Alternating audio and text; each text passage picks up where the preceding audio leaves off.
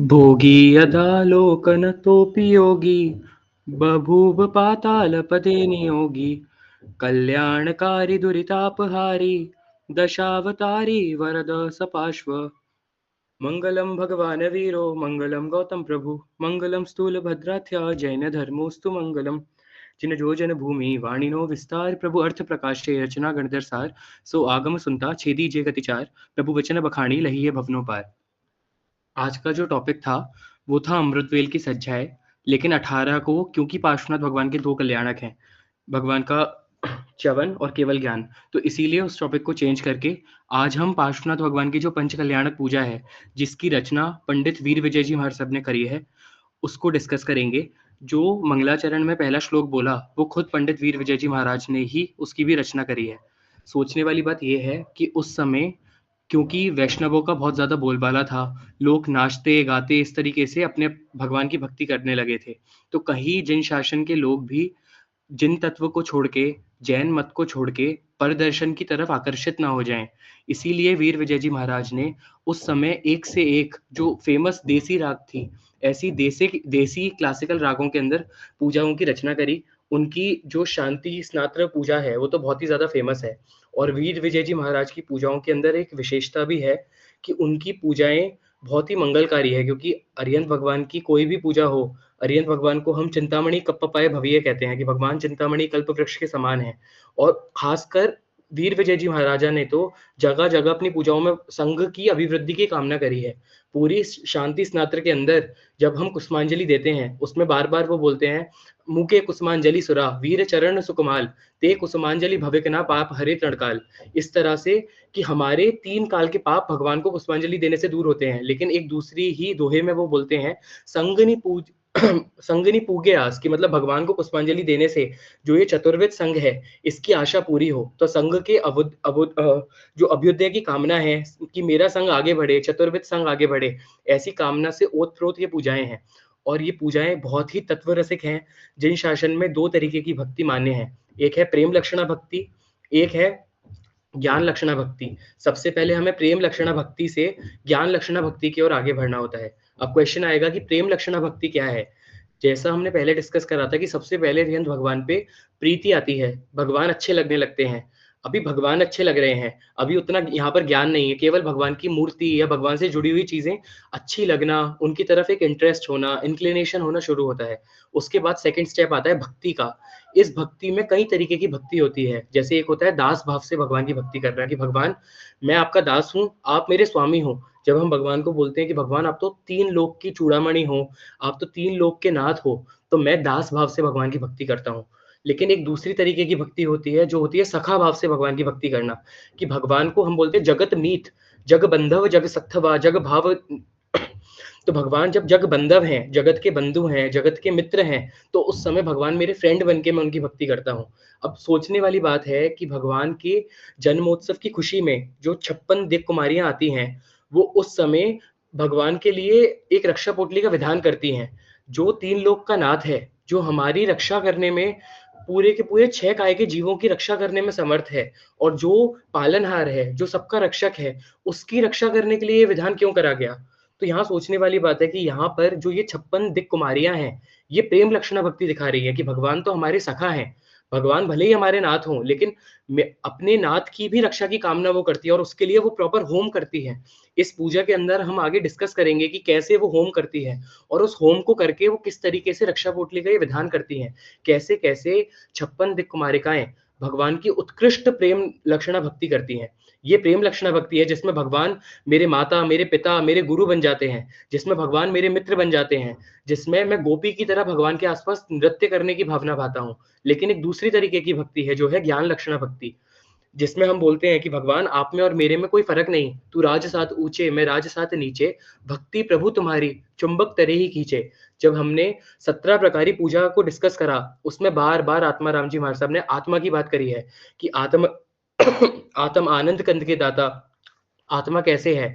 आत्म अडगुण चिदघन राशि सहज विलासी आत्म चंद, की मेरे आत्मा के जो 8 गुण हैं, जो 8 मूल गुण मेरे आत्मा के अंदर है, अनंत ज्ञान, अनंत दर्शन, ये सारे के सारे 8 गुण मेरे को वापस मिल जाएं, मैं फिर से अपने आनंदमय जो मेरे आत्मा का स्वरूप है, जिस जिस आनंद को कोई भी चीज़ जिस आनंद पे आक्षेप नहीं लगा सकती, रोक नहीं सकती, ऐसा आनंद मुझे मिल जाए। तो जिन शासन में 2 तरीके की भक्ति मान्य है।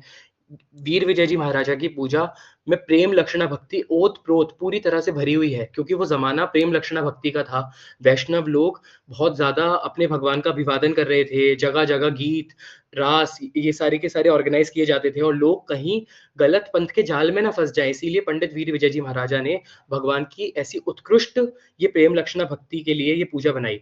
एक और बात यहाँ पर है कि पार्श्वनाथ भगवान की 2 पंच कल्याणक पूजा आज संघ में फ़ेमस है। एक है पंडित वीर विजय जी महाराजा के द्वारा कृत ये पंच कल्याणक पूजा।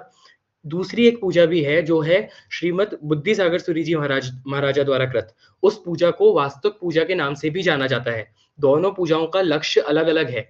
दोनों पूजाओं का एक हेतु तो सेम भी था। सेम ये था कि दोनों पूजाएँ इसीलिए बनाई गई कि लोग मिथ्यात्व के चंगुल में ना फँसे। आज तो हम लोग बहुत ही ईज़िली कुछ भी मान लेते हैं, कैसी भी रील्स को देख लेते हैं, किसी भी कुगुरु की संगति कर लेते हैं, उसको अच्छा मान लेते हैं। लेकिन उस समय जब बुद्धिसागर सूरी जी महाराजा का टाइम था और गुजरात के अंदर मंत्र, तंत्र ये सब चीज़ें बहुत ही ज़्यादा चरम पर थी। तो लोग अपने नए घर के गृह प्रवेश में, दुकान के मुहूर्त में पंडितों को, ब्राह्मणों को बुलाते थे, दान दक्षिणा देते और हवन कराते थे। उस हवन में नारियल, अलग-अलग चीज़ों को देत डालते थे। तो बुद्धिसागर सूरी जी महाराजा ने लोगों को इस मिथ्यात्व को खत्म करने के लिए वास्तुक पूजा की रचना करी। ये वास्तुक पूजा और कुछ नहीं है, शंखेश्वर पार्श्वनाथ भगवान की पंच कल्याणक पूजा है। इसमें 5 ढाल आती हैं। पाँचों की पाँचों ढाल के अंदर हम अष्ट प्रकारी पूजा भगवान के ऊपर करते हैं। और उसके अंदर खुद बुद्धिसागर सूरी जी महाराज ने कहा है कि 2 तरीके की वास्तु होते हैं, एक होता है शुभ वास्तु और एक होता है अशुभ वास्तु। अरिहंत भगवान से जुड़ा हुआ जो भी चीज़ है, वो तो अपने आप शुभ हो जाता है क्योंकि भगवान का नाम, भगवान की स्थापना, भगवान द्रव्य और भाव, चारों के चारों निक्षेपों से भगवान मंगलकारी हैं। कोई भी अशुभ भी होने वाला हो, कोई ऐसी हम हमारे साथ में कोई अशुभ निमित्त हुआ हो, बिल्ली ने रास्ता भी काटा हो, तो भी शास्त्र कहते हैं कि परमात्मा का नाम इतना शक्तिशाली है कि अगर उनका केवल नाम स्मरण कर लिया, तो ये नाम स्मरण उस दुरित को पूरी तरह से टाल देता है। उसमें भी पार्श्वनाथ भगवान तो पुरुषादानिया हैं। सारे के सारे 24 भगवान में उनका आदेय नाम कर्म बहुत ही ज़्यादा है, उनका यश नाम कर्म बहुत ही ज़्यादा था। उनके अधिष्ठायक प्रकट प्रभावी हैं। पार्श्वनाथ भगवान के धर्मेंद्र, पद्मावती, वैरोट्या देवी, पाशवियक्ष, भूमिया जी, नाकोड़ा भैरव कितने-कितने अधिष्ठायक हैं। इसके अलावा पुराने मंत्र कल्पों में और पुरानी अगर हम मूर्ति कला को देखें, तो ऐसा भी देखा जाता है कि पार्श्वनाथ भगवान के पीछे कहीं-कहीं पर अंबिका देवी को भी चिन्हित किया गया है। मतलब आज हम मानते हैं कि अंबिका देवी नेमिनाथ भगवान की अधिष्ठायिका हैं। अंबिका देवी को जनरली प्रॉस्पेरिटी के साथ में, धन-धान्य के साथ में एसोसिएट किया जाता है। उनकी आराधना भी कुछ लोग करते हैं। पर पुराने अगर मूर्ति कला को देखें या ऐसे इतिहासकारों से बात करें, तो अंबिका देवी को भी पार्श्वनाथ भगवान के साथ में बहुत बार दर्शाया गया है। ये पार्श्वनाथ भगवान का महत्व समझाने के लिए, उनकी जाहो-जलाली बताने के लिए, ये सारे के सारे ऐतिहासिक बातें मैं आपको बता रहा हूँ। तो बुद्धिसागर सूरी जी महाराजा ने क्लियर लिखा है कि अशुभ वास्तु वो है जिसमें आप ब्राह्मण, आदि-आदि जो कुगुरु हैं उनको बुलाते हो, हवन कराते हो, उस हवन के अंदर आप जो भी चीज़ें डालते हो, कितनी-कितनी अग्निकाय के जीवों की और अलग-अलग तरीके के जीवों की आप हिंसा करते हो। ये जो भी चीज़ें आप करते हो, इससे आपको आपका नरक का बंध होगा, आप दुर्गति में जाओगे। इसके विपरीत अगर आप शुभ वास्तु का आलंबन लेते हो, अरिहंत भगवान के नाम का आलंबन लेते हो, उनकी स्थापना मतलब उनकी मूर्ति, उनके यंत्रों का आलंबन लेते हो, तो आप इस भव से पार उतर जाओगे। तो इसीलिए ये थी एक पंचकल्याणक पूजा, जिसको वास्तुक पूजा के नाम से जाना जाता है और दूसरी पंचकल्याणक पूजा, जिसको आज हम डिस्कस करेंगे, वो है पंडित वीर विजय जी महाराजा द्वारा कृत और ये बहुत ही मीनिंगफुल पूजा है। इसके अंदर जिस तरीके से उन्होंने भगवान का वर्णन करा है, जिस तरीके से उन्होंने एग्ज़ाम्पल्स दिए हैं, मेटाफर्स दिए हैं, वो बहुत ही ज़्यादा हमें जानने लायक है। सबसे पहले उन्होंने जैसा मैंने मंगलाचरण में जो श्लोक लिया वो आगे आएगा, तो हम उसका भी मीनिंग देखेंगे। लेकिन सबसे पहले संकेश्वर पार्श्वनाथ भगवान को याद किया है क्योंकि उस समय एक समय था जब गौड़ी पार्श्वनाथ भगवान का बहुत ज़्यादा नाम था। लेकिन बाद कालांतर में संकेश्वर पार्श्वनाथ भगवान का जो प्रभाव है, वो ज़्यादा फैलने लगा। तो सबसे पहले उन्होंने संकेश्वर पार्श्वनाथ भगवान को याद करा है और भगवान के लिए तुलना किससे की है भगवान की? सुरतरु मतलब कल्प वृक्ष के समान ये पार्श्वनाथ भगवान है। और कैसे हैं? पुरुषादानिया है, पुरुषों में श्रेष्ठ तो हैं ही, षड दर्शन में विख्यात हैं। इस दुनिया में अनंत दर्शन हैं, अनंत व्यू पॉइंट्स हैं, लेकिन उसके अंदर जो ये 6 दर्शन है, ये बहुत ही ज़्यादा इम्पोर्टेंट है। एक जैन, बौद्ध, सांख्य, योग, वैशेषिक, मीमांसा, ये 6 दर्शन भारतीय संस्कृति के बहुत ही ज़्यादा विख्यात हैं। पार्श्वनाथ भगवान का प्रभाव ऐसा था कि केवल जैन दर्शन में ही नहीं, वो 6 की 6 दर्शन के अंदर विख्यात बने। पंचम आरे प्राणिया समरे उठी सवार वांछित पूरे दुख हरे वंदु बार हजार। भगवान का नाम लेने से इस भव के दुरित टल जाते हैं। समय सुंदर जी महाराज ने जो भगवान की स्तुति करी है उसमें भी बोला है कि भगवान को सुबह उठते ही याद करना चाहिए, जो हम गाते हैं आणी मनुष्य दासता देव जुहारु शाश्वता। तो उसमें भी उन्होंने यही बोला है कि सुबह उठते ही सबसे पहले अगर कोई प्रातः स्मरणीय है वो है पार्श्वनाथ भगवान। इसके बाद उन्होंने पार्श्वनाथ भगवान का के बारे में थोड़ा-सा वर्णन करा है और इस पूजा वो क्या करने वाले हैं, किस चीज़ की रचना कर रहे हैं, ये बताया है। सिद्ध स्वरूप रमण भणी, नौतम पणिमा जेह, थापि पंच कल्याण के, पूजे धन्य नर तेह। कि जो भगवान की ये पंच कल्याणक की पूजा करता है, भगवान की इन पंच कल्याण की आराधना करता है, वो नर धन्य है। एक सोचने वाली और बात है, यहाँ पर उन्होंने पूरा इतिहास बताया कि कैसे दामोदर श्रावक ने सुना कि भई मेरी आत्मा का उद्धार करने वाले कालांतर में आने वाले भविष्य में एक पार्श्वनाथ भगवान नाम के तीर्थंकर होंगे। तो उन्होंने मूर्ति भरवाई। किससे भरवाई? सुविहित आचार्य से। क्योंकि हर समय शासन के अंदर 2 तरीके के साधु-साध्वी जी विद्यमान होते हैं। एक वो जो सुविहित हों, जिनकी प्ररूपणा शुद्ध हो, जिनके आचार शुद्ध हो, जिनका व्यवहार शुद्ध हो, और कुछ ऐसे भी होते हैं जो थोड़े शिथिलाचारी हों। शिथिलाचारी साधु-साध्वी जी से भी शासन को उतनी क्षति नहीं पहुँचती, जितनी क्षति उत्सूत्र प्ररूपणा करने वाले साधु-साध्वी जी जिन शासन को पहुँचाते हैं। तो यहाँ पर सुविहित आचार्य भगवंत से अंजन शलाका करवाई और पंच कल्याणक का उत्सव किया, क्योंकि अंजन शलाका के अंदर ऑलरेडी पंच कल्याणक भगवान के मनाए जाते हैं। और मन के अंदर एक वचन लिया। ये वचन क्या था कि भगवान अब मैंने आपकी ये भगवान जो अंजन शलाका करी है, अब मैं आपका साथ कभी छोड़ूँगा नहीं। और सोचने वाली बात है कि संकल्प हमारे यहाँ एक शास्त्र वचन है, संकल्पात जायते सिद्धि, कि संकल्प से ही सिद्धि का रास्ता तय होता है। उन्होंने मन में जो संकल्प लिया कि अब तो मेरे को भगवान की आराधना करनी है, इतना उनको भगवान के प्रति राग था कि ये भगवान मेरे को पार उतारने वाले हैं। वो देवलोक में गए। देवलोक में भी उन्होंने अपनी इस जिन प्रतिमा को छोड़ा नहीं। जैसे ही उन्होंने अपने ज्ञान में देखा कि पिछले भव में मैंने ये जिन प्रतिमा भरवाई थी, तो तुरंत वो नीचे आए और उन्होंने ये जिन प्रतिमा को लेकर अपने साथ देवलोक में गए और जगह-जगह इस जिन प्रतिमा की पूजा हुई। आज तो हम बहुत ईज़िली पंच कल्याणक की अशातना कर देते हैं। हम बोल देते हैं कि इतने पंच कल्याणक नहीं होने चाहिए, पर जैसे हम आगे इस ढाल को समझेंगे, इसके मीनिंग को समझेंगे कि भगवान की माता के मन में क्या भाव आते हैं, और वास्तव में जब पंच कल्याणक होते हैं, जब हम भगवान को भरवाते हैं, तो वो देखने लायक वो जो विधान होते हैं, वो देखने लायक होते हैं। आज के समय में प्रॉब्लम ये है कि पंच कल्याणक के जो विधान हैं, वो स्टेज पर एक ड्रामा के तौर पे ज़्यादा होते हैं। वो भी होने चाहिए, लेकिन जो प्रॉपर मांत्रिक विधान हैं, हम उनको देख नहीं पाते, उनकी गहराइयों को समझ नहीं पाते। अगर हम उन विधानों को देखें, तो खुद हरिभद्र सूरी जी महाराजा ने संबोध प्रकरण नाम के ग्रंथ में लिखा है कि जो श्रावक स्वद्रव्य से जिन प्रतिमा भरवाता है, जो श्रावक गृह जिनालय रखता है, वही पंचम काल में पार उतर सकता है। क्यों? क्योंकि भगवान से प्रीति की जो डोरी हमें बाँधनी है, सिर्फ़ और सिर्फ़ ज़्यादा स्वाध्याय कर लेने से या आत्मा की बातें जान लेने से ही हमारा मोक्ष मार्ग प्रशस्त नहीं होगा। सबसे पहले जिनानुराग जगाना होगा, शासन के प्रति राग को जगाना होगा। क्योंकि जिनानुराग जो है, अरिहंत भगवान के प्रति जो राग है, वो पुण्यानुबंधी पुण्य का कारण है। वो हमें सही मार्ग पे अपने आप ले जाएगा। इसके अपोज़िट अगर मैं अरिहंत भगवान पे राग ना रखूँ, केवल आत्मा की और ये सारी की सारी बातें करता रहूँ कि आखिर में तो मैं अकेला आया हूँ, मुझे अकेले जाना है, और मैं भगवान का आलंबन ना लूँ, तो मेरे भटकने के चांसेस बहुत ज़्यादा हैं। पिछले स्वाध्याय में हमने नंद मनियार नाम के श्रावक का एग्ज़ाम्पल देखा था कि कैसे ज्ञाता धर्म नाम के आगम में भगवान ने उस श्रावक का एग्ज़ाम्पल दिया है कि क्योंकि वो संघ से दूर हो गया, तो उसकी आराधना में शिथिलता आ गई। वो अपने मन के मुताबिक आराधना करने लगा। तो इसीलिए भगवान का आलंबन लेते हुए हमें इस पूजा का महत्व समझना है, भगवान का महत्व समझना है कि क्या उत्कृष्ट पुण्यानुबंधी पुण्य को लेकर परमात्मा आते हैं, कि उनको पिछले भव में भी दुःख नहीं होता, उनके आने से क्या होता है, भगवान की माता के अंदर उस समय क्या-क्या भाव आते हैं। और सच में अगर इन ढालों को जब हम देसी राग में सुनेंगे, तो इतनी चित्त की प्रसन्नता देने वाली ये रागें हैं कि मन ही नहीं करेगा कि हम कभी कुगुरु या कुमत की संगति करें। आगे उन्होंने बोला है, कल्याणक उत्सव करी पूर्ण हर्ष निमित्त नंदीश्वर जय देवता पूजे शाश्वत चैत्य। सोचने की बात है कि हम तो भगवान का कल्याणक मना लेते हैं, उसके बाद घर आ जाते हैं, फ़ोन चलाते हैं, या फ़ोन नहीं भी चलाते हो, तो थोड़ा आराम करते अपने काम में लग जाते हैं। देवताओं के पास इतनी सुख-सुविधा स्वर्ग के अंदर होती है, लेकिन जैसे ही भगवान का कल्याणक होता है, कल्याणक उत्सव करने के बाद इतनी खुशी उनके अंदर होती है कि अब उस खुशी को एक्सप्रेस करने के लिए क्या करें? या ज़्यादा समय तक भरत क्षेत्र में तो रह नहीं सकते, तो वहाँ से उसको ज़ाहिर करने के लिए अट्ठाई उत्सव वो करते हैं और कहाँ पे जाते हैं? नंदीश्वर द्वीप द्वीप में जाते हैं। नंदीश्वर द्वीप के अंदर जो शाश्वत जिनबिंब हैं, जो शाश्वत प्रतिमाएँ हैं, और एक बात मैं यहाँ पे और क्लियर करूँगा कि जो शाश्वत प्रतिमाएँ होती हैं, वो सचित प्रतिमाएँ होती हैं। क्योंकि जो हम जिन प्रतिमाओं की पूजा करते हैं, ये सारी तो अचित हैं, ये सारी पाषाण से बनी हुई प्रतिमाएँ हैं। और जो भी चीज़ें अचित हैं, पुद्गल से बनी हुई हैं, एक ना एक दिन वो प्रतिमाएँ खत्म भी होंगी। लेकिन जो शाश्वत जिनबिंब होते हैं, शाश्वत प्रतिमाएँ होती हैं, वो नियमासचित होती हैं, इसीलिए महात्मा, साधु, भगवंत उनको टच नहीं कर सकते, लेकिन देवता उनकी आराधना करते हैं। तो कल्याणक पूजन सहित रचना रचशु तेम दुर्जन विषधर डोलशे सज्जन मंशु प्रेम।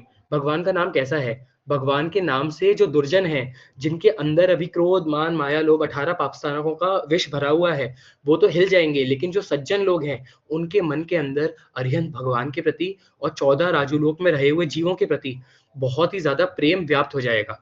तो यहाँ पर ये पहली पूजा की जो ढाल है वो हम पढ़ेंगे। आगे इन पूजा में केवल भगवान के 5 कल्याणक ही नहीं, भगवान की जो गृहस्थ जीवन था, भगवान का देवगति के अंदर भगवान कैसे रहते थे, इस सब का भी वर्णन आएगा। और बिल्कुल सुनने लायक है कि भगवान अपने गृहस्थ जीवन के अंदर भी कैसे रहे, भगवान ने कमठ को प्रतिबोध कैसे दिया, वो कमठ कैसा था। पिछले भवों के अंदर पार्श्वनाथ भगवान के चारित्र से एक चीज़ सीखने जैसी है कि पार्श्वनाथ भगवान हर भव में ऊपर, ऊपर, ऊपर, ऊपर उठते रहे और कमठ हर भव में नीचे, नीचे, नीचे, नीचे गिरता गया। ये बहुत ही ज़्यादा सोचने वाली बात है और खुद पंडित वीर विजय जी महाराजा ने, पन्यास भगवंत ने इस बात को बहुत ही अच्छे से इन पूजाओं में झलकाया है। जो पहली पूजा है उसकी राग है प्रथम एक पीठिका जगमगे दीपिका थापि प्रभु पास ते ऊपरे रजत केवियो विविध कुसुमे भरी हाथ नर नार नारी धरे ऊचरे। अब यहाँ पर हर वाक्य के अलग अलग अर्थ हो सकते हैं, एदम पर्याय अर्थ होता है, शब्दार्थ होता है, वाक्यार्थ होता है। तो जो बहुत ही तात्विक रहस्य है वो मैं नहीं खोल सकता, क्योंकि ये भगवान की चवन कल्याणक की पूजा है। अब यहाँ पर एक क्वेश्चन आएगा कि चवन कल्याणक की पूजा में हमने पुष्प ही क्यों लिए? तो इसके पीछे कई सारे कारण हो सकते हैं। और क्योंकि पन्यास भगवंत पंडित वीर विजय जी महाराजा शास्त्रों के पारगामी थे, तो इसके जो बहुत ही खास रहस्य हैं वो तो उन्हीं को, और जो ऐसे शास्त्रनिष्ठ गुरु भगवंत हैं उनको पता होंगे। तो यहाँ पर जो पंच कल्याणक के तौर पे अंजन शलाका के समय में हम भगवान का चवन कल्याणक मनाते हैं, उसको बहुत ही शॉर्ट रूप में यहाँ पे मनाया जाता है। भगवान का के चवन के समय इंद्राणी खुद एक चांदी की कुंडी के अंदर भगवान को पधराती है। उस कुंडी को दूध से और बहुत ही उत्तम द्रव्यों से भरा जाता है। भगवान की जो माता होती है, वो उस कुंडी को पकड़ कर बैठती है दोनों हाथों से और इस तरीके से इमेजिन करती है कि मानो भगवान खुद मेरी कुक्षी में आ रहे हैं। वो जो क्षण होता है, जिन लोगों ने ये पंच कल्याणक देखे होंगे, उनको पता होगा कि इंद्राणी हो, भगवान की माता हो, जो भगवान के पिता हो और खुद आचार्य भगवंत, सबकी आँखों से अश्रु की धारा बह ही रही होती है। ये इतना मांत्रिक और इतना ये सुंदर अनुष्ठान है, लेकिन यहाँ पर उसी को शॉर्ट रूप में भगवान की पुष्प पूजा के रूप में मनाया जाता है। अब यहाँ पर पंडित वीर विजय जी महाराजा ने पहले ही हमें सावधान करा। वो बोल रहे हैं प्रथम एक पीठिका जगमगे दीपिका थापि प्रभु पास ते ऊपरे, कि मेरे भगवान को पहले एक सुंदर पीठिका बनाओ, उसको जगमग जगमग दीपों से भर दो, एक दीपक से नहीं, जगमगे दीपिका कई सारे दीपकों से भर दो और उसके ऊपर मेरे परमात्मा को पधराओ। खुद स्नात्र पूजा में पंडित वीर विजय जी महाराजा कहते हैं कुसुमाभरण उतारिणे पड़िमा धरिये विवेक मज्जन पीठे थापिने करिए जलाभिषेक। पंडित वीर विजय जी महाराजा को क्या जरूरत पड़ गई हमें बताने की कि भगवान की प्रतिमा को पड़िमा धरिये विवेक, पहले भगवान के कुसुम आभूषण सबको उतार ले और प्रतिमा को बहुत ही विवेक से रख, क्योंकि तेरे हाथ में जो है वो इस तीन लोक का नाथ है, कहीं उनकी कोई अशातना ना हो जाए। आज तो कई सारे लोग एक हाथ में थाली लेते हैं, दूसरे हाथ में भगवान को पकड़ के ले आते हैं। ये विवेक नहीं है। भगवान जो तीन लोक के नाथ है, जिनके सारे के सारे 64 इंद्र जिनके सर्वेंट हैं, वो भगवान मेरे हाथ में है। तो कितने विवेक के साथ में हमें ये पूजा करनी है, पहले ही गाथा में उन्होंने हमें सावधान कर दिया। आगे वो बोल रहे हैं कनक बाहु भवे बंध जिन नाम नो करिय दश में देवलोकवासी। क्योंकि भगवान नियमित तीसरे भव के अंदर 20 स्थानक तप की आराधना करते हैं। तो कनक बाहु राजकुमार के रूप में जब भगवान का जन्म हुआ उस समय भगवान ने जिन नाम मतलब जो तीर्थंकर नाम गोत्र कर्म है उसका उपार्जन करा और उसके बाद भगवान देवलोक गए।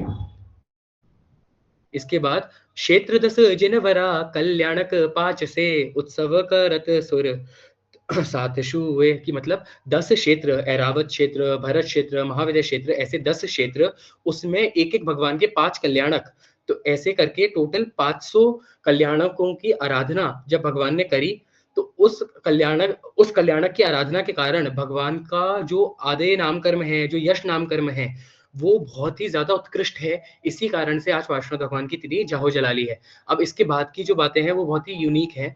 कैसे? यहाँ पर वो बोल रहे हैं, योग शास्त्र नाम का एक ग्रंथ है, जिसको हेमचंद्र सूरी जी महाराजा ने जिसकी रचना करी है। उसके अंदर एक बात आती है कि जब देवताओं का अंतिम समय आता है, देवताओं को पूरे जीवन में कभी भी दुःख देखना नहीं पड़ता, लेकिन अंतिम जो 6 महीने हैं, उसमें उनके गले की पड़ी माला मुरझाने लगती है। उनकी जो देवशैया है, उनको भी थोड़ा-सा दुःख होने लगता है।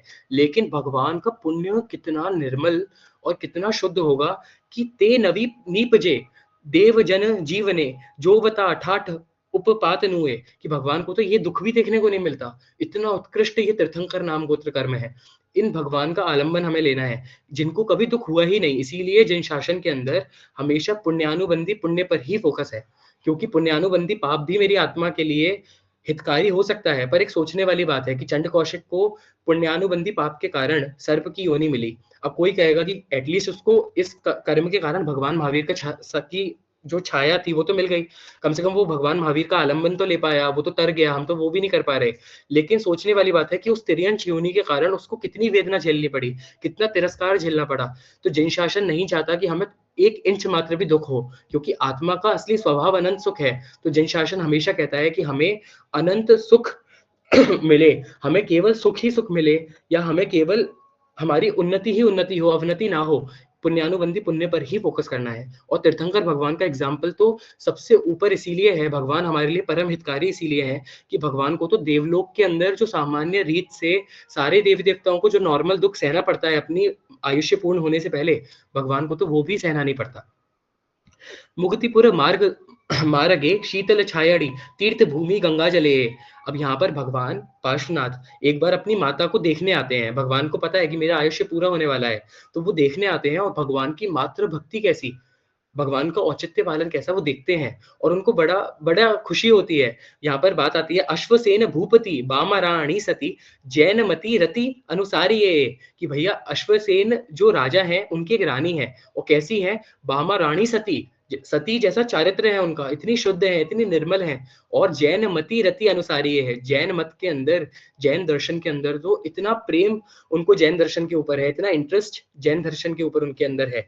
शास्त्रों में ऐसी बात आती है कि भगवान ऊपर से नीचे आए और उन्होंने अपनी माता को देखा, तो उनको बहुत अच्छा लगा कि अरे वाह! कितनी भक्ति करती है मेरी माता। तीर्थंकर भगवान की तो परम सेविका है। तो वो जब बामा देवी माता फूलों का थाल भर के, पूजा की थाली लेकर अपने मंदिर के अंदर पूजा करने जा रही थी, तो पार्श्वनाथ भगवान ने दूसरा रूप लिया और उनके पास जाते हैं और बोलते हैं कि आप ये पुष्प भी मेरे भगवान को चढ़ा दो। तो बामा देवी तो और ज़्यादा खुश हो जाती है कि अरे वाह! आज तो इतने सुंदर पुष्पों से भगवान की पूजा करने को मिलेगा। और पार्श्वनाथ भगवान डेली यही चीज़ करने लगे, कभी किसी का रूप बनाते, कभी किसी और को भेजते, और रोज़-रोज़ बामा माता को इस तरह से पुष्प देते और भगवान की पूजा के अंदर उनकी सहायता करते।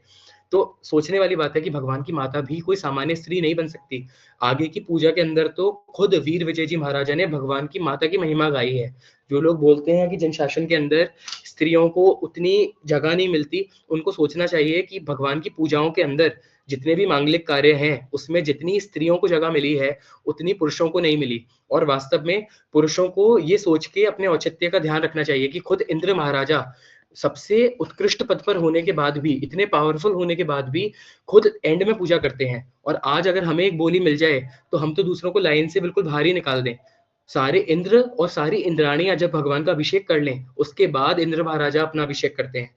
इसके अलावा इंद्र महाराजा का भी नंबर बाद में आता है। सबसे पहले तो 64 जो दिक् कुमारियाँ हैं, अलग-अलग दिशाओं से वो आती हैं और वो भगवान की पूजा करती हैं। सबसे पहले भगवान को निहारने का अधिकार भी इस जिन शासन में किसी को मिला, तो वो स्त्रियों को मिला। और जितनी भी पंच कल्याणक के अंदर मांगलिक कार्य हैं, वो सारे के सारे ज़्यादातर इंद्राणी और अलग-अलग देवियाँ करती हैं। देवता भी उसके अंदर पूरी तरह से इन्वॉल्व होते हैं। पर ये कहना कि स्त्रियों को जगह नहीं मिली, ये गलत है, क्योंकि उनको बहुत बहुत जगह मिली है। और उनको तो ये चीज़ों का रहस्य समझकर उनको और आगे बढ़ना चाहिए, और जो उनको भगवान के शासन के अंदर इतना सारा लाभ लेने का मौका मिला है, उनको ये लाभ को पूरे भाव से लेना चाहिए। यहाँ पर एक लाइन इन्होंने बहुत अच्छी लिखी है, वो है, चार गति चौपड़ा चवन ना चूक भी, शिव गया तास घर नमन जावे, कि भगवान क्या करने के लिए आने वाले हैं। जैसे एक बिज़नेस के अंदर चोपड़ा होता है, लेजर होता है, अकाउंट होते हैं, तो उस अकाउंट को क्लोज़ करना पड़ता है, हिसाब बराबर करना पड़ता है। तो भगवान तो 4 गति नरक, तिर्यंच, देव और मनुष्य, इन 4 गतियों के चौपड़े को पूरी तरह से खत्म करने के लिए और अपने शिव गया, शिव मतलब मोक्ष नगर जाने जाने क्योंकि भगवान अब तुरंत मोक्ष जाने वाले हैं। इसीलिए भगवान इस घर के अंदर आ रहे हैं। बाल रूपे सुरतिहा जननी मुखे जो बता श्री शुभ वीर आनंद पावे। अब यहाँ पर बाल रूपे सुरतिहा ये पार्श्वनाथ भगवान के लिए बात करी है कि बालक के रूप में भगवान आते थे और अपनी माता का मुख देखते थे। और यहाँ पर क्योंकि वीर विजय जी महाराजा हर पूजा के अंदर अपने गुरु को याद करते हैं और अपना विनय का उदाहरण देते हैं, तो यहाँ पर भी उन्होंने श्री शुभ वीर आनंद पावे केवल अपना नाम नहीं अपने गुरु का भी नाम यहाँ पर लिखा है। और जो मैंने स्टार्टिंग में मंगलाचरण में बोला, भोगी यदा यदा लोक नतोपि योगी, यहाँ पर ये जो बात है ये धर्मेंद्र देवता पद्मावती देवी के लिए कही गई है और पर्टिकुलरली धर्मेंद्र देवता के लिए कही गई है। धर्मेंद्र देव कैसे थे? भोगी थे और वो आगे जाके कैसे बन गए? योगी बने। जब पार्श्वनाथ भगवान और धर्मेंद्र देव का पहली बार मिलना हुआ, जब वो आग के अंदर धधक रहे थे, जल रहे थे, बहुत ही वेदना उनको हो रही थी, तब वो भोग की अवस्था में थे। लेकिन भगवान के कारण हो वो उनको इंद्रलोक मिला, उनको राज्य सिंहासन मिला, वो तो ठीक है, लेकिन वो कैसे बन गए? योगी बन गए। क्यों?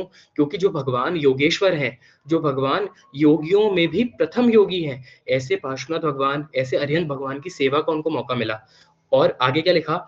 बभूव पाताल पदेन योगी, क्योंकि पाताल जो अधोलोक है, हमसे नीचे वाला जो लोक है, उसके इंद्र हैं धर्मेंद्र महाराजा। तो पहले तो वो योगी से भोगी बने और पाताल के राजा बने। और आगे क्या लिखा है? कल्याणकारी दुरितापहारी दशावतारी वरदर्श पार्श्व। ऐसे तो हम अनंत जन्म लेते हैं, लेकिन सम्यक दर्शन की प्राप्ति के बाद के जो जन्म है वही गिने जाते हैं। तो भगवान कैसे हैं? कल्याणकारी हैं, सारे दुरितों को टालने वाले हैं और दशावतारी हैं, क्योंकि भगवान के 10 जन्म हुए जिनको हम बार बार प्रवचन आदि के माध्यम से सुनते हैं। वरदर्श पार्श्व। अब ये च्यवन की ही दूसरी पूजा है। यहाँ पर भगवान की माता क्या-क्या सपने देखती हैं, उसके बारे में वर्णन किया गया है। भगवान की माता का जो श्रृंगार है, वो कैसा होता है? भगवान की माता कैसे धर्म के अंदर लीन रहती हैं, इसका वर्णन ये दूसरी पूजा के अंदर करा गया है। यहाँ पर पूरे के पूरे जो जैसा स्नात्र पूजा में वर्णन है, पहले गजवर ईठो, बीजे वृषभ प्रईठो, इस तरह से जो भगवान के 14 स्वप्न हैं, उसका वर्णन है, जो हम हर बार सुनते हैं। तो इसीलिए मैं वापस से उसको नहीं दोहरा रहा। इसको हम जब स्नात्र पूजा या कोई दूसरी पूजा डिस्कस करेंगे या फिर हम हर साल पर्युषण के माध्यम से सुनते ही हैं, तो उस चीज़ को मैं रिपीट नहीं कर रहा। माता सुपन लई जागी अरे, अवधि जुबे सुर राजवाला। यहाँ पर शक्रस्त्व करी बंदी अरे, क्योंकि जैसे ही इंद्र को पता चलता है कि उसका सिंहासन कंपायमान हुआ, पहले तो उसको थोड़ा क्रोध आता है कि इतनी हिम्मत किसकी हुई कि मेरा सिंहासन कंपायमान कर दिया। पर जब इंद्राणी उसको बोलती है कि अपने ज्ञान का तो प्रयोग करो, देखो तो हुआ क्या। और जैसे ही उसको पता चलता है कि 3 लोक के नाथ का कोई कल्याणक हुआ है, अब यहाँ पर उनका च्यवन हुआ है, तो वो तुरंत शक्रस्त्व में से भगवान की वंदन करता है। कितने औचित्य का पालन इंद्रदेव करते हैं कि सबसे पहले अपने स्थान से कुछ कदम आगे जाते हैं, फिर बैठते हैं और कितनी भावधारा में बहकर शक्रस्व से नमोत्थुणम सूत्र से भगवान की वंदना करते हैं। एणे समय इंद्र ते आवियारे माँ आगल धरी लाज वाला पुण्यवती तुम पामियोरे तृण भुवनु राज्य वाला, की माता की स्तवना खुद इंद्र महाराजा कर रहे हैं। खुद मानतुंग सूरी जी महाराज साहब ने भक्तांबर की 22वीं गाथा में भगवान की माता की स्तवना करी है। और जो स्तवना वीर विजय जी महाराजा ने करी है, उसको सुनकर तो इतनी खुशी होती है।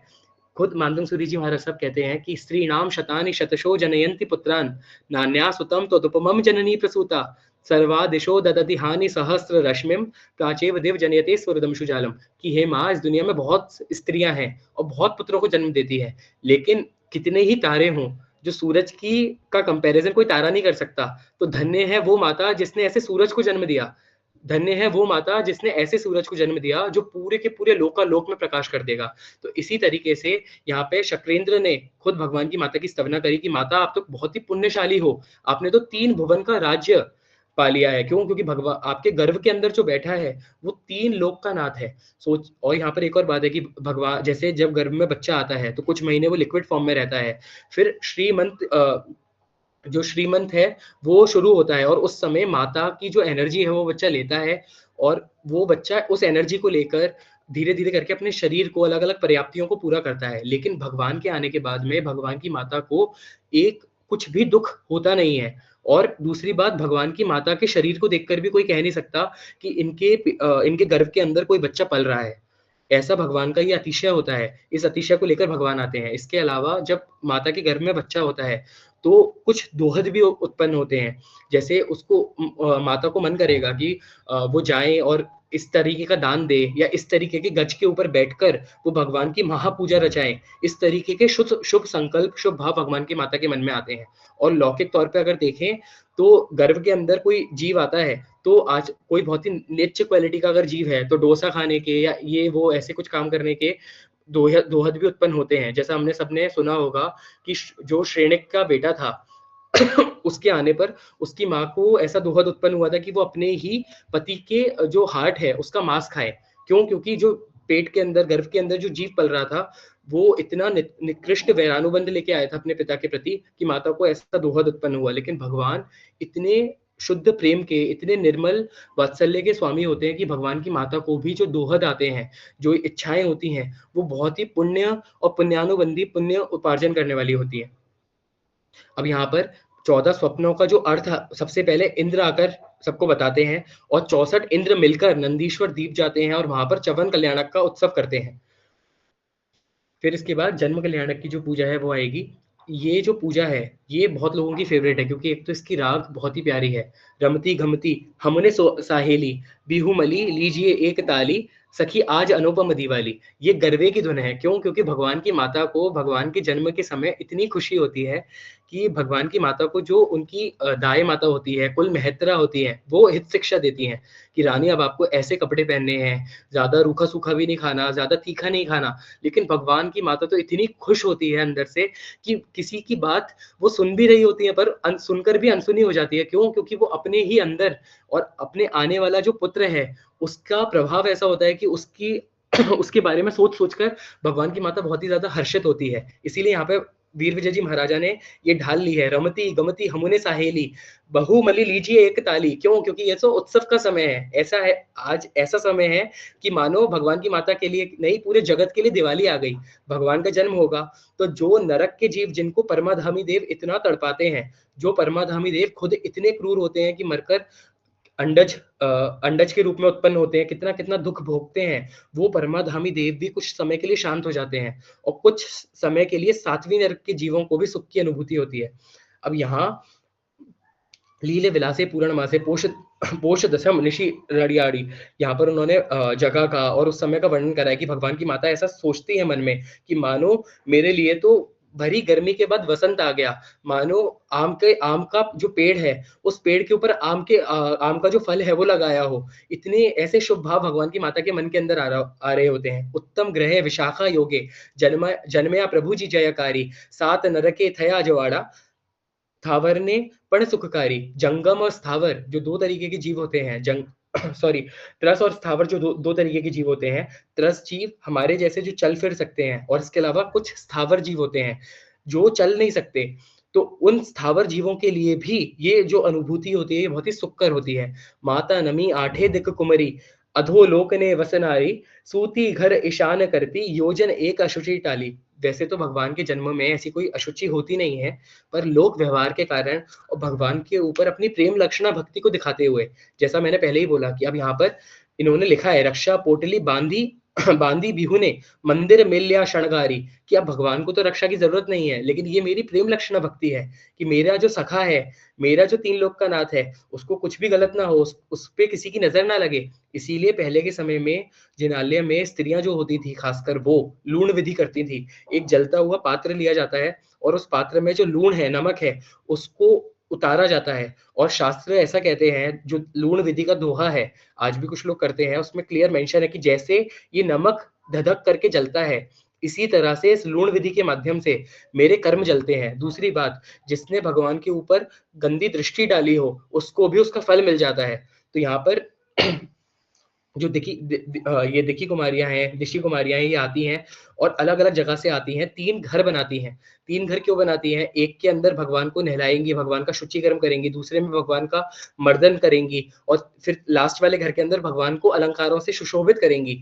तो इसीलिए 3 घर बनाती हैं, केले आदि जो अच्छे-अच्छे पेड़ हैं, उत्तम वृक्ष हैं, उनके उनके पत्तों का इस्तेमाल करके ये सारी चीज़ें ये करती हैं। अब यहाँ पर एक लाइन है, मुख कमले अमरी भमरी, कि जो भगवान के मुख है वो कैसा है? कमल जैसा है और कमल के आस-पास जैसे भमरियाँ घूमती हैं, ऐसे ही ये देवियाँ भगवान के आस-पास घूम रही हैं। रास रमन्ति लटकाली, इतनी खुशी इन देवियों को होती है कि भगवान के आस-पास रास रचती हैं, गरबे खेलती हैं, भगवान की माता को बधाती हैं।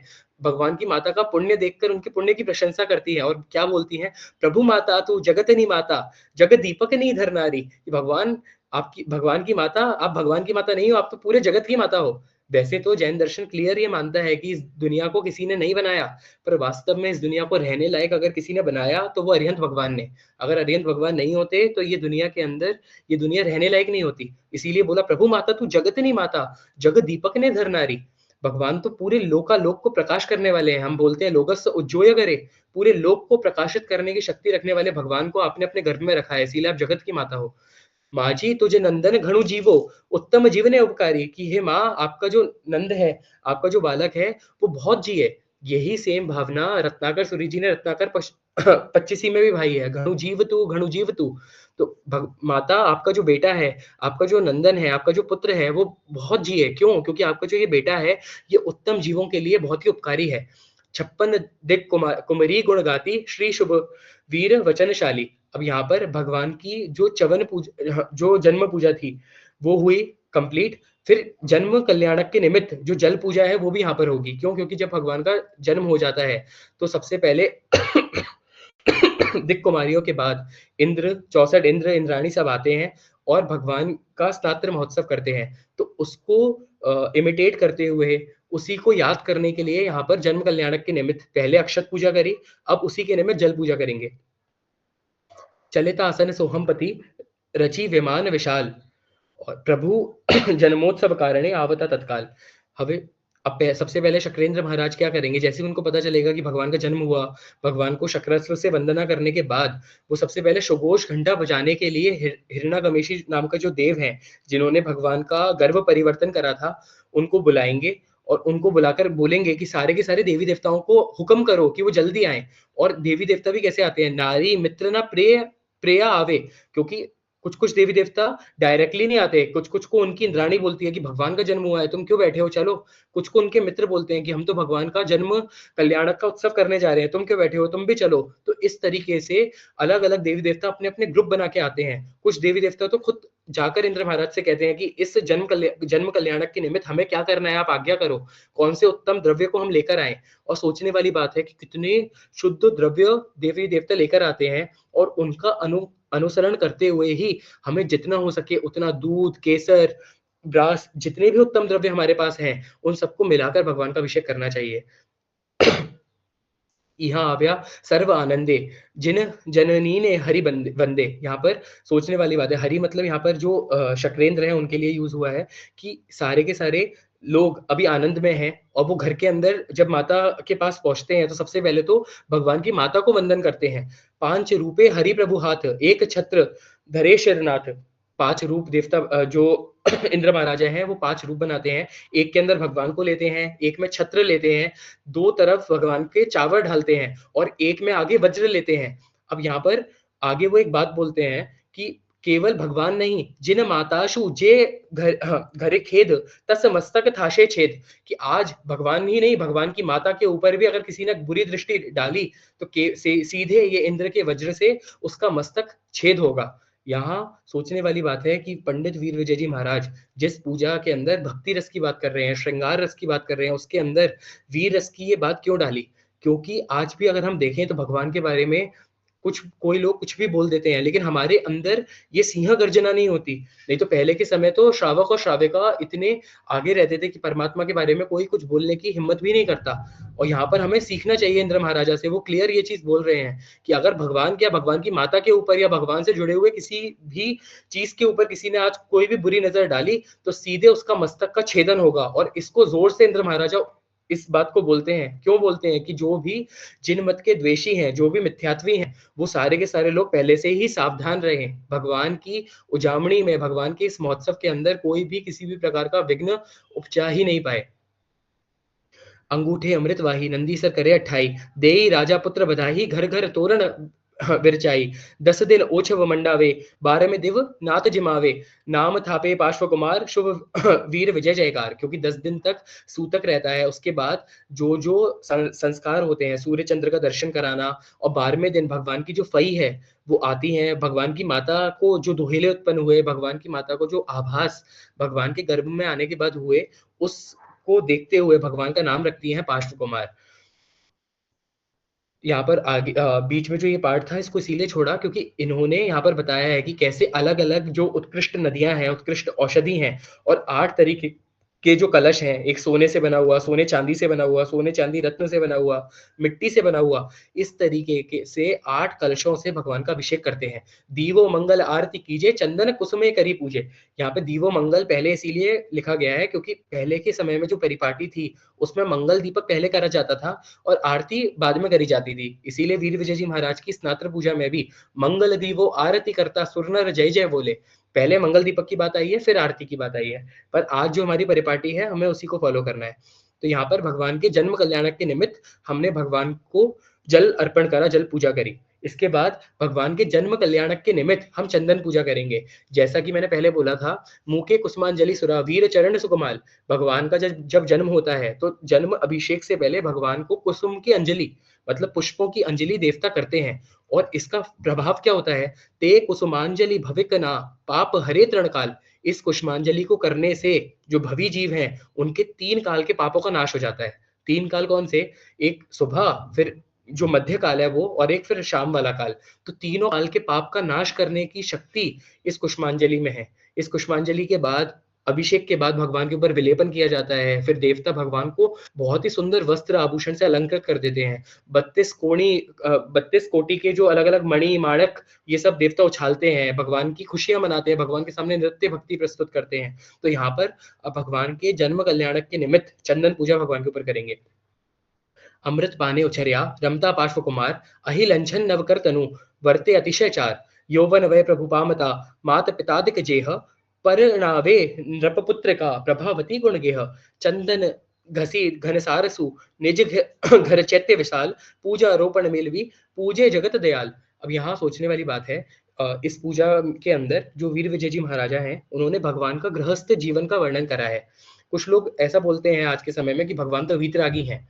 भगवान वीतरागी हैं, भगवान की वीतरागी अवस्था सबसे ऊपर है, सर्वोत्कृष्ट है और सबसे ज़्यादा पूजनीय है। लेकिन तीर्थंकर भगवान इतने उत्कृष्ट पुण्य के स्वामी होते हैं, उनकी परिणति, उनके आंतरिक भाव इतने उत्कृष्ट होते हैं कि अपनी जो भगवान महावीर की मूल जैन श्वेतांबर परंपरा है, जो भगवान महावीर की ये मूल परंपरा है, इसमें पूर्वाचार्यों ने एक विधि का निहित करा है कि आपको भगवान को देखकर केवल भगवान की केवल ज्ञान पाने के बाद की वीतरागिता जो वीतरागता वाली अवस्था है, उसी का चिंतन नहीं करना है।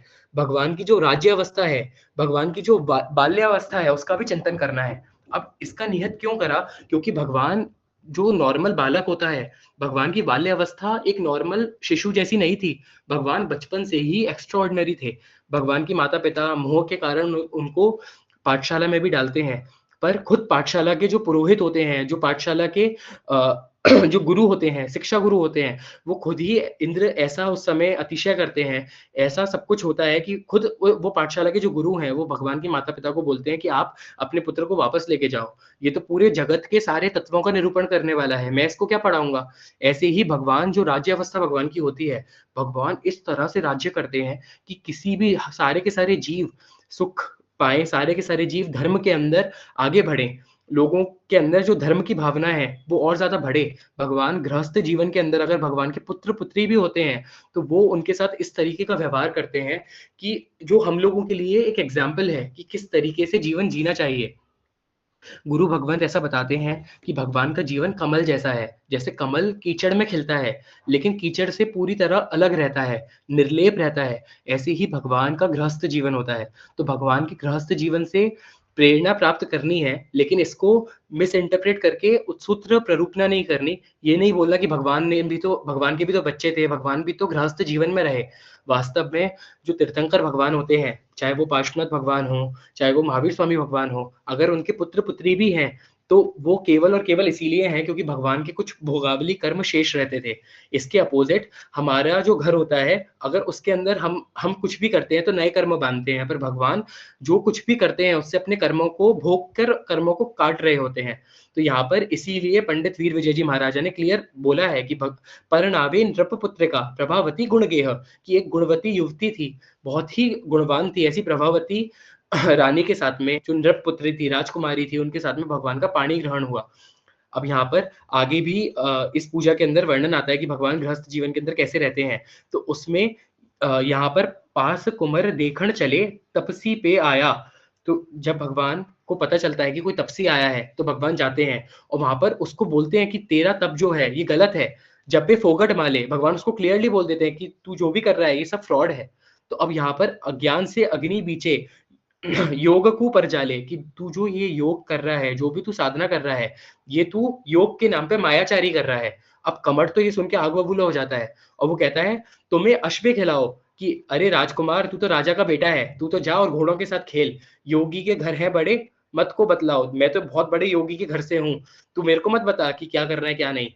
अब यहाँ पर पार्श्वनाथ भगवान उसको पूछते हैं, "तेरा तेरा गुरु कौन है बड़ा, जिसने योग धराया, नहीं ओल खाया धर्म को, तनु कष्ट बताया"।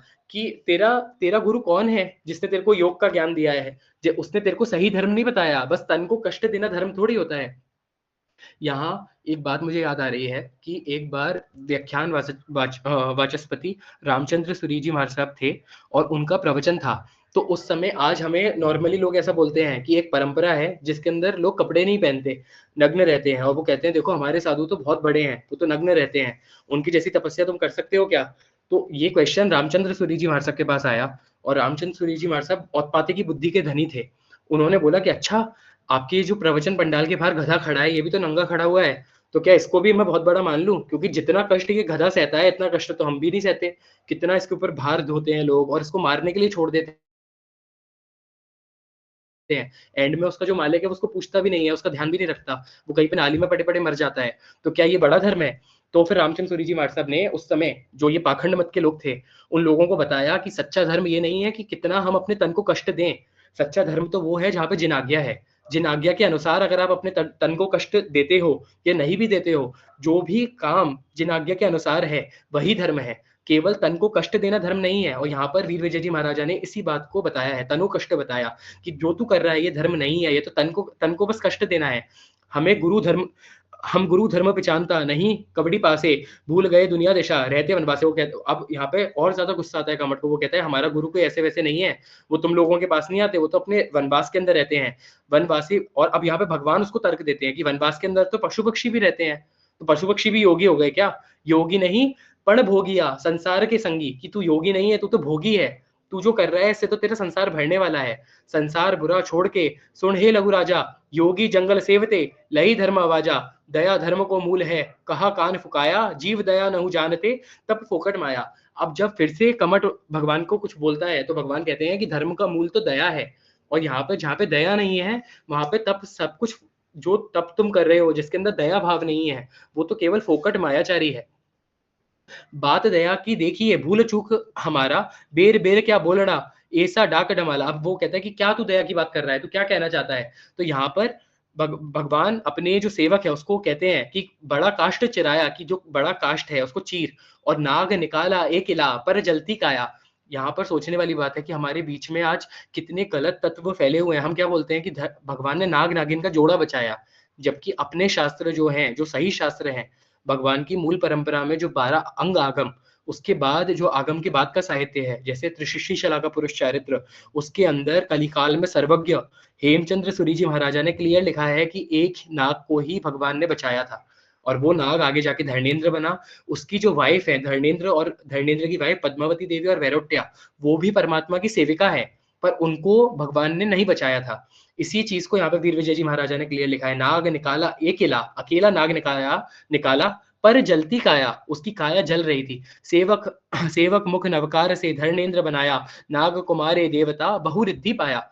रानी साते वसंत में वन भीतर पेठे, प्रसाद सुंदर देख के जहां आकर बैठे। अब यहाँ पर भगवान को वैराग्य कैसे उत्पन्न हुआ उसके बारे में बात यहाँ पे करिए कि भगवान अपनी रानी के साथ बैठे थे, सामने नेमिनाथ भगवान जब संयम लेने जा रहे थे, वो चित्र उन्होंने देखा और यहाँ पर उनको वैराग्य आ गया। उसी समय अपने औचित्य का पालन करने के लिए लोकांतिक देव, जो 9 लोकांतिक देव होते हैं, वो आते हैं और भगवान से कहते हैं कि भगवान आप तो जन्म से ही वैरागी हो, हम कौन होते हैं आपको बोलने वाले कि आप वैराग्य लो, लेकिन अपना औचित्य निभाते हुए, जो हमारी ड्यूटी है उस ड्यूटी को निभाते हुए हम आपको ये प्रार्थना करने आए हैं कि अब आप महाभिनिष्क्रमण की तरफ अपने पद को आगे बढ़ाओ।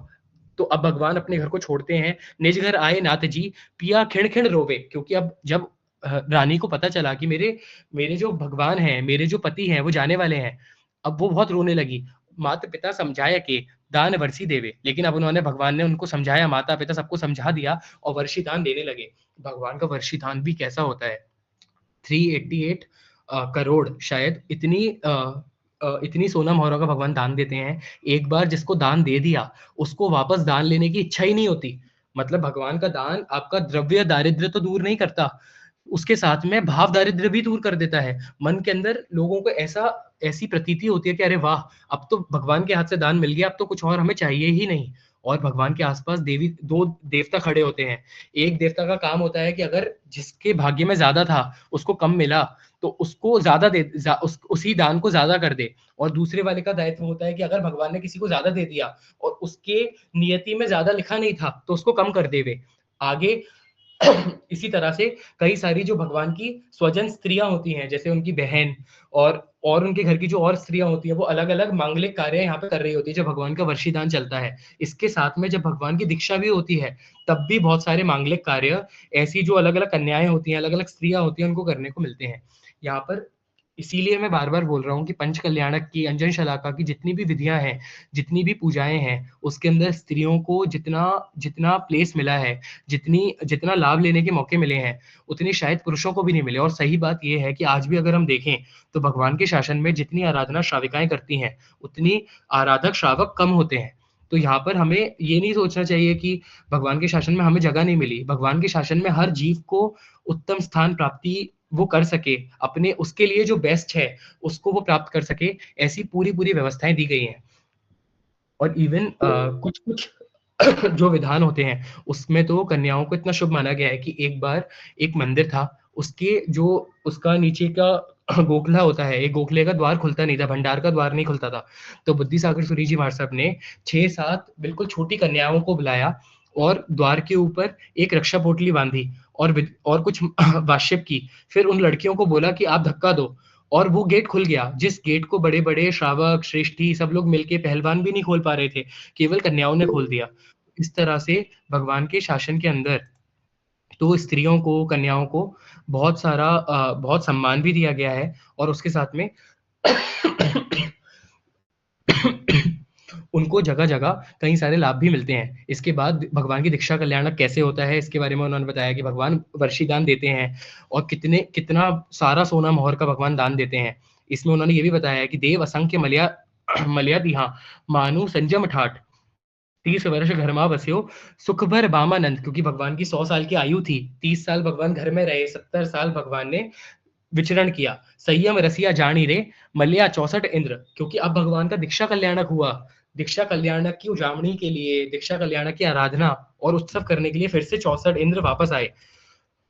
तीर्थोदक वर औषधि रे मेल बता बहुठाठ अड़ जाती कलसा भरी एक सहस ने आठ अश्वसेन राजा धुर रे छल सुर अभिषेक सुरतरु पेरे अलंकर्या, क्योंकि भगवान को जब भगवान जाते हैं तो भगवान की जो शिबिका होती है, जिस सिंहासन पर जैसा बरगोड़ा निकलता है जिस पर भगवान बैठते हैं, तो भगवान को किस तरह से देवी-देवता उस समय सजाते हैं और पूरे के पूरे नगर के अंदर भगवान का भ्रमण होता है दीक्षा से पहले। शक्र ईशान चामर धरी, वाजयंत्र नहीं पार।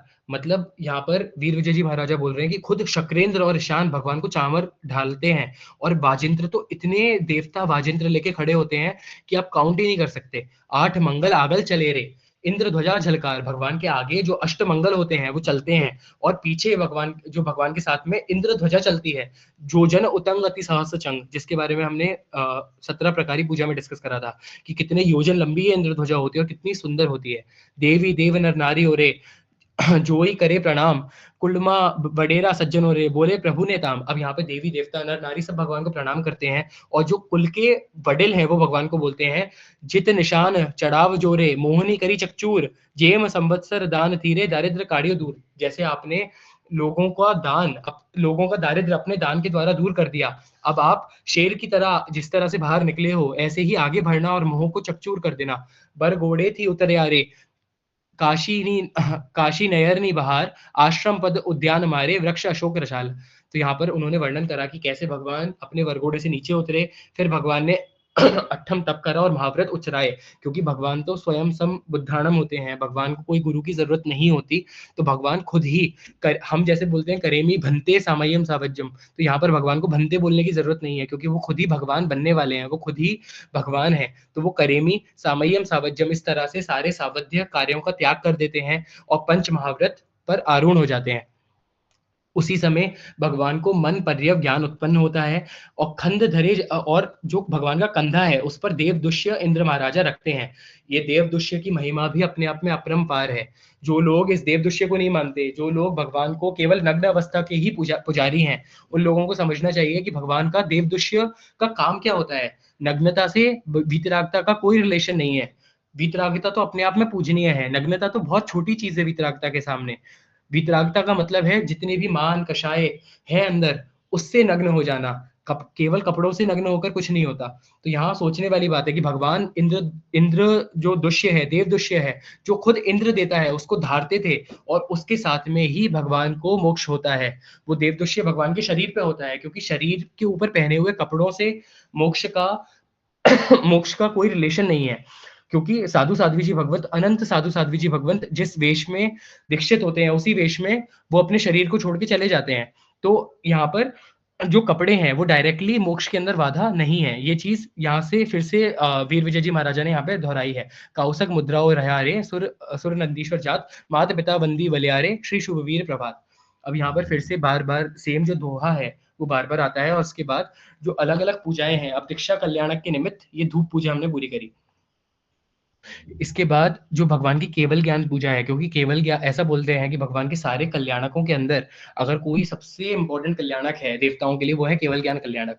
क्योंकि उसके बाद देवताओं को भगवान के साथ रहने को मिलता है, देवता भगवान का सानिध्य छोड़ते ही नहीं है।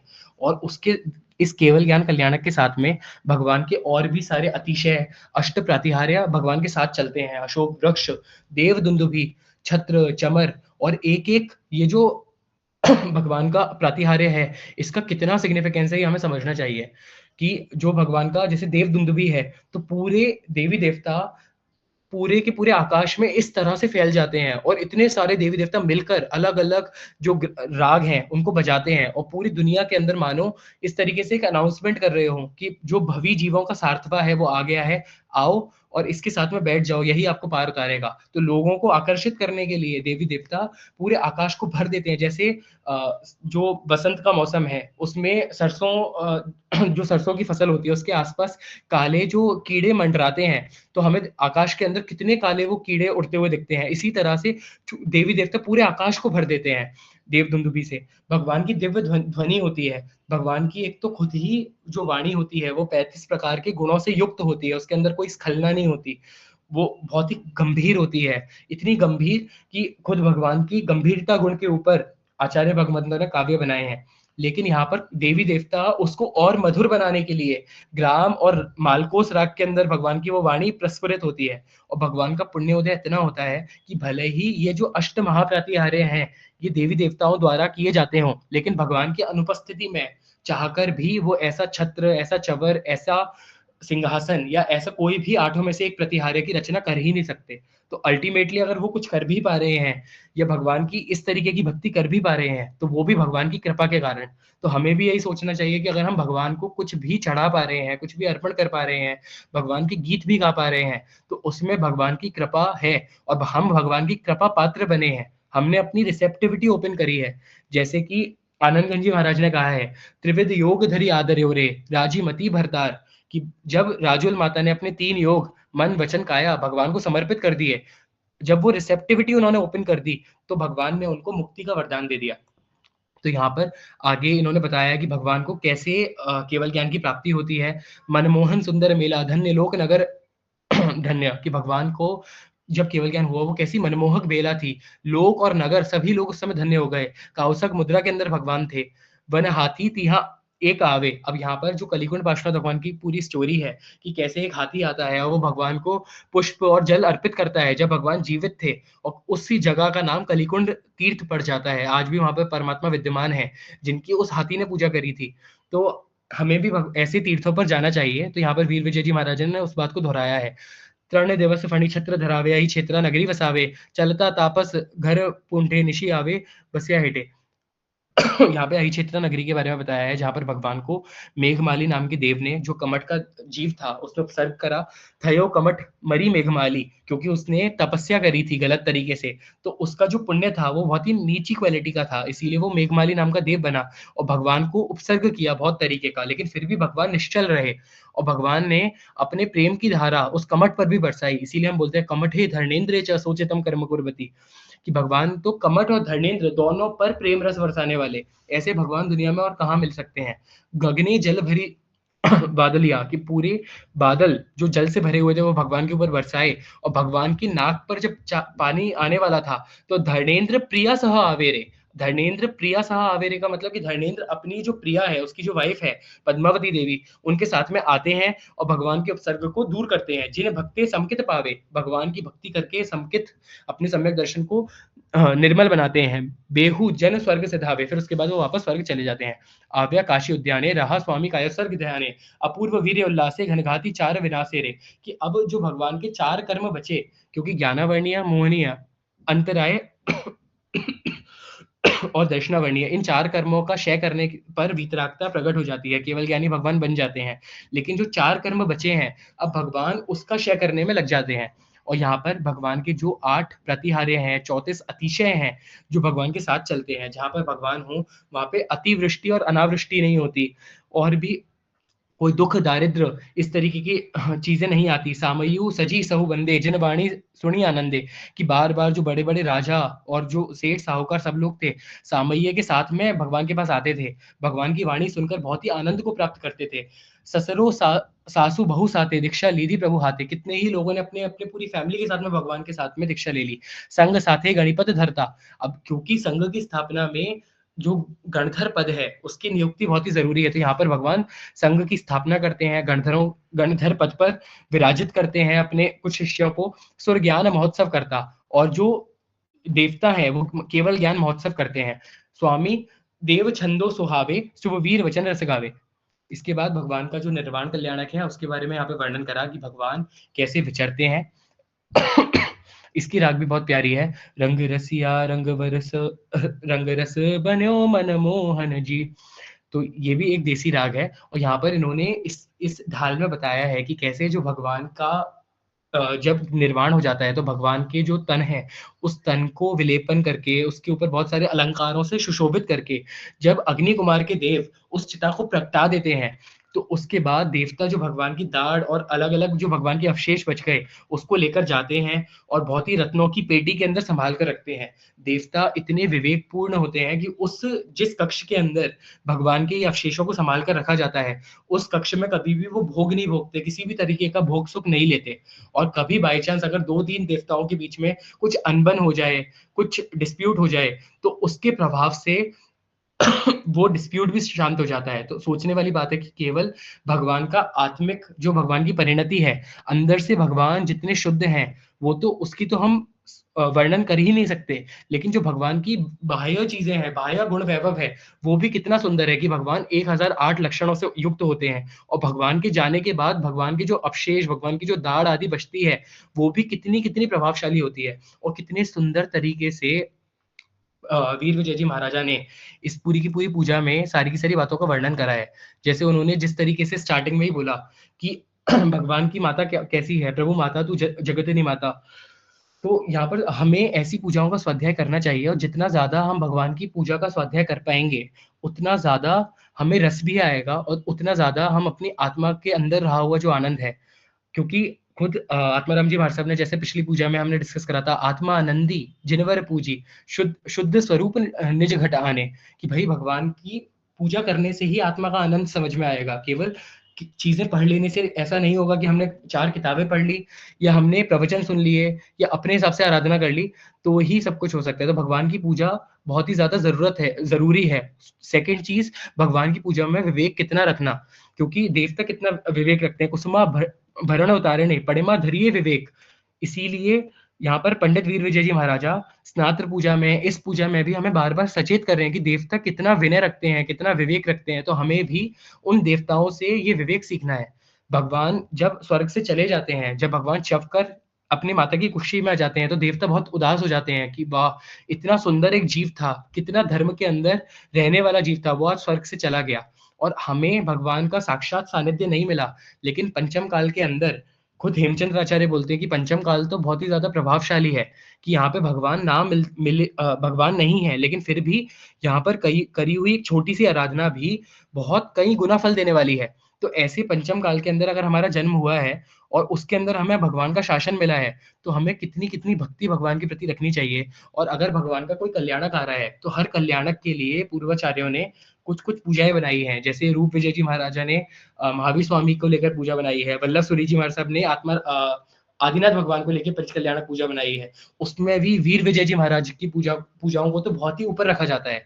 उनकी चाहे स्नात्र पूजा हो या कोई भी पूजा हो। आज स्नात्र पूजा भी 3-4 है। एक खरतरगढ़ के देवचंद्र जी महाराज की हैं। वो देवचंद्र जी महाराज इस समय केवल ज्ञानी बन के विचर रहे हैं, ऐसा बोला जाता है। उनकी पूजा बहुत तात्विक है, इतने मीनिंग्स को लेकर बैठी हुई है, लेकिन फिर भी पंडित वीर विजय जी महाराजा की पूजा बहुत ज़्यादा कॉमन है।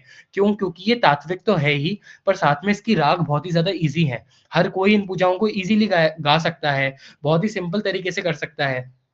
तो इसीलिए जब हम बोलते हैं मनो प्रसन्नतामेति पूज्यमाने जिनेश्वरे, अगर उस प्रसन्नता की हमें प्राप्ति करनी है, तो ऐसी पूजाओं को बार-बार गाना चाहिए क्योंकि ये जो पूजाएँ हैं, ये परम मंगलकारी हैं और इन पूजाओं का जो प्रभाव है, वास्तव में ललित विस्तरा ग्रंथ के अंदर हरिभद्र सूरी जी एक बात स्टार्टिंग में ही लिखते हैं कि इतनी योग्यता मेरी नहीं है कि मैं नमोत्थुणम और ये जो भी सूत्र हैं, जो भी चैत्य वंदन के सूत्र हैं, जिन सूत्रों से चैत्य मतलब भगवान के मंदिर की या भगवान की स्तवना होती है, उनका मैं वर्णन कर सकूँ। क्योंकि ऐसी शक्ति तो केवल और केवल 14 पूर्वधर जो जीव होता है, शुद्ध केवली जो होता है उसके पास होती है। लेकिन फिर भी मैं कर रहा हूँ, तो आप समझ लेना कि हम कितना भी पढ़ लें, लेकिन जो एक्सपीरियंस वाली बात है, हमें वो पढ़कर नहीं आएगी जब तक हम प्रैक्टिकली वो पूजाओं को करेंगे नहीं और दूसरी बात, इन पूजाओं के अंदर इतना रहस्य है कि हम कितना ही पढ़ लें, उस पूरे रहस्य को तो हम समझ सकते ही नहीं है क्योंकि हमारी उतनी बुद्धि नहीं है, उतने केवल ऐसा ज्ञान धरने वाले, विशिष्ट ज्ञान वाले, शुद्ध ज्ञान में भी इतना विशिष्ट और उसके साथ में जो जिसको हम बोलते हैं हाँ, जो शुद्ध केवली होते हैं, 14 पुरधर जो होते हैं, ऐसा ज्ञान धरने वाले भी आज साधु-साध्वी जी नहीं हैं। तो उनकी नहीं होते हुए भी अगर वीर विजय जी महाराजा ने इतने सुंदर शब्दों में, इतने सिंपल शब्दों में ये पूजा बनाई है, तो एट लीस्ट हम ट्राई करें कि भगवान के जो 2 कल्याणक हैं, अगर हम पूरी पूजा नहीं भी कर सकते, तो च्यवन कल्याणक की ढाल और जो भगवान का केवल ज्ञान कल्याणक है, उसकी ढाल लेकर भगवान की पूजा करें और अलग-अलग भगवानों की भी जब कल्याणक आते हैं, तो वो इन पूजाओं का, ऐसी रचनाओं का अवलंबन लेके हम पूजा करें।